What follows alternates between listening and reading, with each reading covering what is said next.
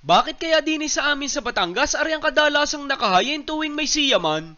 40 days at baba ang luksa. Hindi ko rin nga sadya malaman. Ewan ko. Siguro pamahiin ng mga matatanda. Yung tipong pupunta ka sa lamay, syempre sisilip ka muna sa baklay. Mangingitot, mangangalabit, pengin 20. Digay ayos na. Tapos mapapasilip ka naman sa nakahayin. Pagbuklat mo, putserong tambakol pa madadatnan. Digay automatic mapapakain. O siya, ipiprito ko muna aring tambakol. Papupula-pulahin laang, wag mong tutustahin siyempre. Ayos na ang ganaring itsura para laang hindi madurog at maghiwa-hiwalay. Itatabi ko laang muna at gagayatin ko naman aring saging na saba. Kaunting tip lang para sa mga hindi nakakaalam. Garne ang pagtatalop na para hindi masyadong makalat. Tapos aring giray-giray na kutsilyo ko naman muna ang gagamitin kong panggayat para mas gwapo kahit papaano. Isang pirasong maliit na patatas lang sasapat na. Ganun lang din sa carrots. Binaa ko lang sa gitna at ginayat ko na din ng semi-pahaba. Babalik naman tayo ngayon sa kawali. Dadagdagan ko pa ng mantika para mas maganda ang pagkakaprito din sa mga gulay.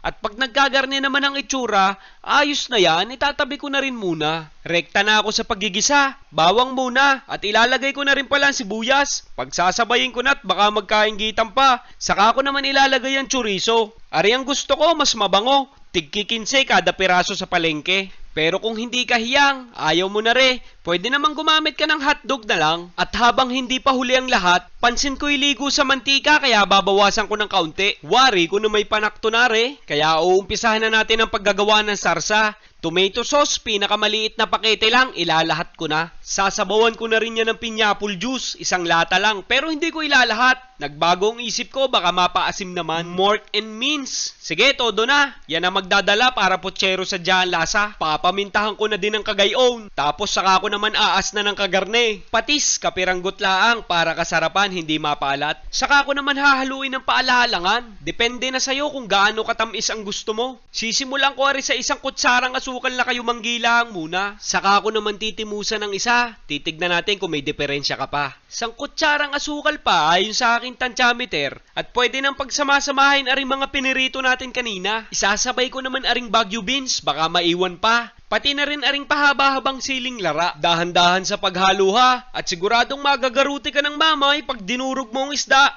Kabilin-bilinan niya ng mga matatanda. Ay, kita mo ga ang itsura. Walastik na iwalan dyo pa.